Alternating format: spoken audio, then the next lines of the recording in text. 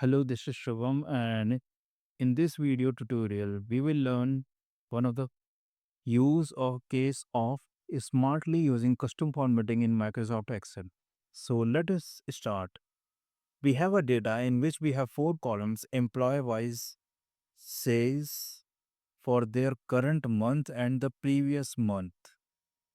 And we have calculated the variance, which is subtracting the current month from the previous month, and the variance either in negative or positive.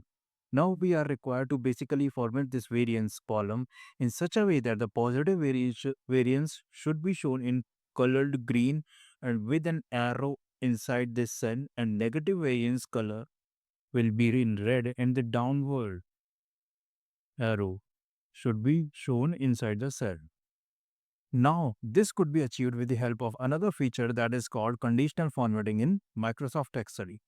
But we will be utilizing the custom formatting techniques in this video tutorial. Now, this could be helpful for the professional who are creating some reports for their organization or they are doing dashboard reporting in Excel. They can utilize these techniques there. Now, let us see how we can execute this process. So first we need to arrows that is upward and downward. So for that we will go to insert tab. So we will click on insert, we will go to the right side and where you will find the symbol features available. So when you click on symbol, a window will open and make sure you have to do two changes here. By default, I have already set this in correct way. So the font should be Arial and the subset should be geometric shape. This is very important, okay? So I am repeating, the font should be Arial and subset should be geometric shapes. And when you set these two things, you will find here some symbols or shapes you can see. So we will click on this up arrow, click on insert and then click on down arrow, click on insert and then close.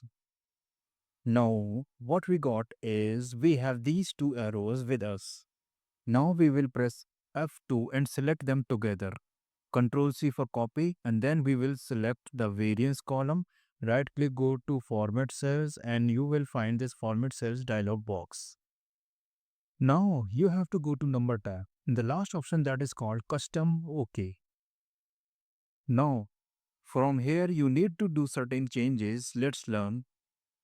Now there are four sections we can define here in custom formatting. The first section is for positive number. The second section is for negative numbers. The third one is for 0 and the fourth one is for general.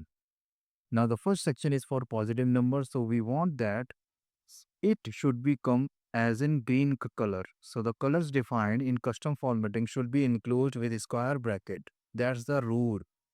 And we have copied the arrow, so we will press Ctrl V here. So we want up arrow and definitely a positive variance will be a number. So we will use a hashtag. Okay. Then a semicolon sign, which means that we are going towards the next section. That's a separator basically. Now for the negative variance, we want to show it red color. So I have defined color within the square bracket. Again, just writing a simple spelling. If you write in capital letters or small letters, doesn't matter. But the spelling should be correct. Now we want to add an arrow downwards. Let's say we want to show the negative variance within this round bracket. Okay, so that's the down arrow. And we want up arrow as well after the number. So you can add that after number. So this is technically the setting in the custom formatting for two sections. Either the variance is positive or negative. Okay, that's you have to apply here. And then you need to click on OK and that's it. You have got the variance either in negative or positive with the arrows inside these cells. You can delete this. Now this is of no use. Okay. And in any case, if the variance gets changed, let us say, so it will update. So I hope you learn this technique and you will be applying in your dashboard reporting or any other use case. Thank you.